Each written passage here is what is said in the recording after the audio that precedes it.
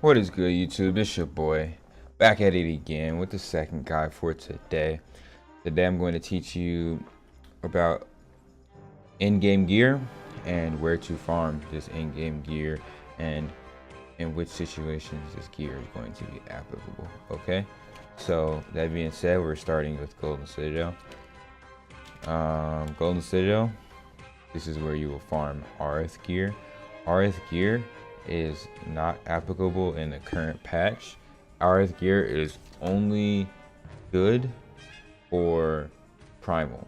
It is designed specifically to do damage in Primal. Primal has not yet been released on the North American version of Soulworker. However, if you want to be prepared for the next patch, then farming gear will prepare you for that. That being said, Aerith gear looks like this. This is my +6 weapon. I will be getting it +8 before the patch hits. However, it is something that I was able to acquire for very cheap, and I'm just, like I said, I'm preparing. I have another Aerith weapon for my Haru, and I also have a full set of accessories and a full set of gear hiding over in my gym because my bank space is full. And that is one thing about Aerith gear. It is interchangeable between characters. So the accessories are always interchangeable. The weapons are always interchangeable. However, gear between different characters is not always tradable because you can't put Haru gear on an Erwin. However, with Aerith gear, it's not class specific, so it can be transferred over to other characters. I will be farming Aerith 3 times a day with my 3 level 55s, okay? After Aerith is going to go Lord of Chaos. Lord of Chaos is a health boosting set that reduces SF and provides shorter cooldowns. This is excellent for every Stella currently in the game. This is an excellent accessory set. Currently, I have the attack crit damage, crit percent, crit resistance, crit damage, evade, crit damage, crit percent. I'm going for the maximum crit percent, crit damage, but also the defense with the evade and the crit resistance, so that this can be used for both PvE and PvP. However, I only use it on my Haru for PvP. I'm still testing to try and tweak min and max. However, this can be obtained from all rookie raids. That being said, let's head to Kansas City and I will show you. If you have not completed all of the rookie raids for the game, go ahead and check out the rookie raid guide. Oh, actually, I have a complete raid guide for every raid in the game in my channel. However, all of the rookie raids in the game have this purple portal, and that is where you can farm the Lord of Chaos. The Lord of Chaos, as well as the Deep Void set. This is a perfect Deep Void ring. You can get this Deep Void set from all of these rookie raids. This Deep Void set is worth it to wear as a damage dealing accessory set. It is worth it to wear over Glacial only if you do not have perfect Glacial rings, such as I do. I have crit percent and crit damage on my Glacial rings. That being said, the Deep Void is no longer going to be better because when you compare stats, the Glacial has 950 crit damage, boss damage, crit percent, and armor break. The Deep Void has less crit percent, a little bit more crit damage, but it doesn't have any armor break. That being said, the Deep Void is only going to be better when it's perfect if you do not have perfect Glacial rings. You also want attack speed, move speed on your earrings, attack speed on your amulet. Okay, crit damage, crit percent on your rings. Same thing goes for the amulet and earring for Deep Void. However, for the rings, again, you want crit percent, crit damage.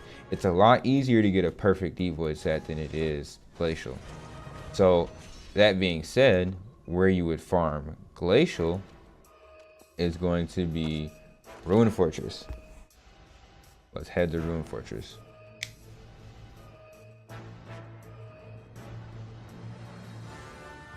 So, in Ruin Fortress, at Archship. Archship is an awesome dungeon.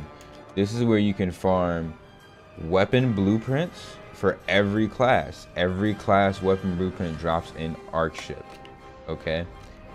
You can also farm blueprints for your boots. These are perfect boost stats, HP, move speed, crit damage.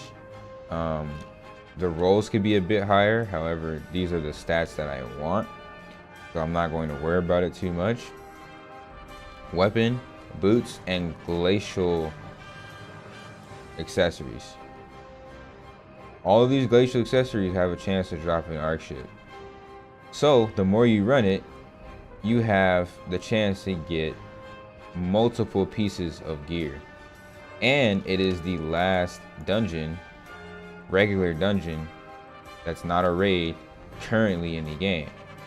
So it's going to give you the highest amount of experience. So after these, you can go for your chest piece. Where you would farm your chest piece for your Vicarious Calling or Vicarious Calling armor set.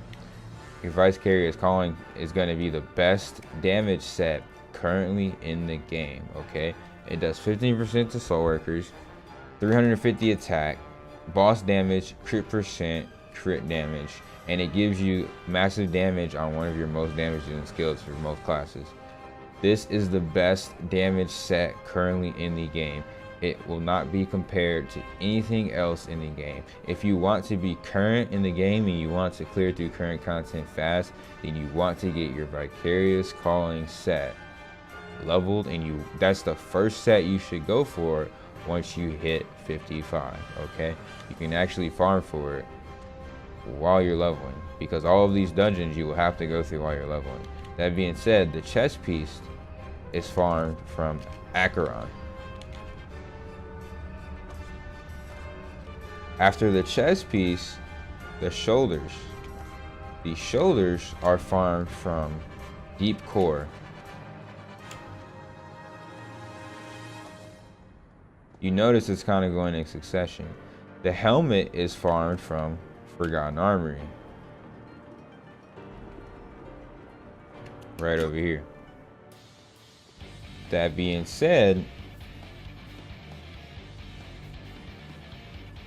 you go in succession. As you're leveling, you want to spam MANICs for Forgotten Armory until you reach the level to spam episode 4 Deep Core, until you reach the level to spam episode 4 ACHERON, until you reach the level to spam episode 4 Archship.